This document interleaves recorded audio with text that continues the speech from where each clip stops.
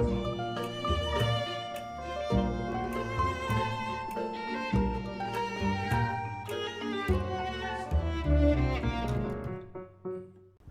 you're watching Dog Ear Musings, and I'm Monika, and today we're going to be doing a book review of Chetna Maroo's novel, Western Lane.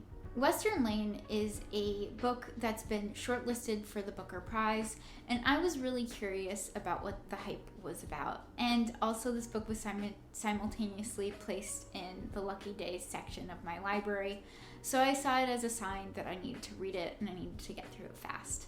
So who is Chetna Maroo? Well, Maroo is a London-based writer. She's Indian and she was born in Kenya. And a lot of her writing focuses on surrealism, specifically the surrealism that is found in the squash courts. Western Lane is arguably a sports novel, as well as a coming-of-age novel, as well as a love story. A lot of this book focuses on the sports that happen in a squash court. Team, go sports! And Maroo really wanted to focus on squash as a sport because of the way that she talks about it being really surreal, the idea of time and how time kind of stalls in these glass kind of cabins that people play the sport in.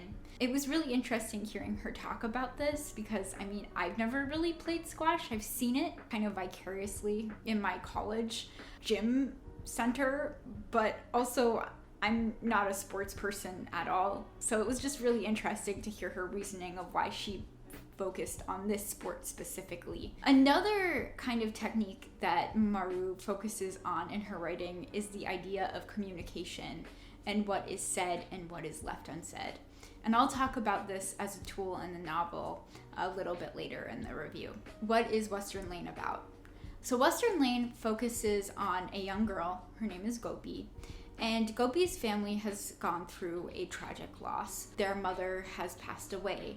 And so her and her two sisters and her father are kind of trying to get through life without their mom and kind of trying to figure out how to feel like their family is accepted within the South Asian community that they're a part of, and the increased skepticism that is being kind of garnered towards their family during this period of loss. One way that their father kind of decides to deal with his grief and also kind of show the community that his family is doing okay is by focusing on squash and teaching his daughters different moral lessons through the playing of the sport and the intensity and rigor in which he trains them. And Gopi ends up having this amazing ability for squash, and she's so good that the father ends up training her for this squash competition. And squash becomes more than just a game. It's a connection to her community. It's a connection to love. It's a tether to her family. And it's kind of a way that she ties herself to her sisters and her father. Throughout this novel, I found myself really interested in the game and rooting for Gopi, as well as just the strength that she had as an athlete and person. So the cons of the story. I think in reading the interview, I actually ended up thinking a little bit more about what kind of initially took me out of this book. And so it kind of was a little bit of a double-edged sword. So one of the things, again, that Maroo kind of talks about is the communication and what is left unsaid.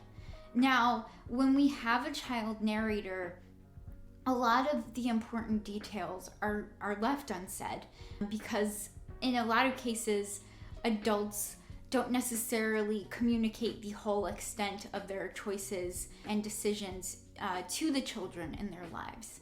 And this is what we see happening to Gopi. However, because Gopi is our narrator, we don't really have this fully communicated with us. And so we're left with gaps in the story that go quicker or slower. And it's pacing that when you think about it from the tools that Maroo is employing in the narrative, it makes sense. But if you don't think about it from the lens of a child narrator, it might take you a little bit out of the story. But I think upon second thought and also reading these interviews, I think it makes a little bit more sense. I just had to think about it a little bit more. The pros of the story are really coming from Maroo's ability to create characters. Now, we really get a full grasp of what this family is in these scenes. And there aren't a lot of scenes, but Maroo finds a way to be both simple and complex and creates this very lovely and real family dynamic. It just felt like I knew who this family was. I knew who the team players were that Gopi was playing against. I really had a full understanding, and I felt like there were some scenes and people who I actually would meet later and know based on the pages of this book. Also, I just thought it was really interesting to read a sports novel. I don't really read a lot of sports novels, and I know that there's a whole genre of sports lit out there, whether it's used towards the more romantic book talky hockey romances, which we won't really get into that drama. There's just, I know there's a ton of stuff out there, but this felt like a sports novel that I was really interested and intrigued with. And it really felt more meditative and like more character driven than plot driven, which I think was why I really was able to love the sports aspect of it, because the sports was less of a plot and more of a character device in that it showed us more who the character was. What? I think if you are someone who really enjoyed The Swimmers, specifically the beginning of the first part of The Swimmers, then you might really like this book as well.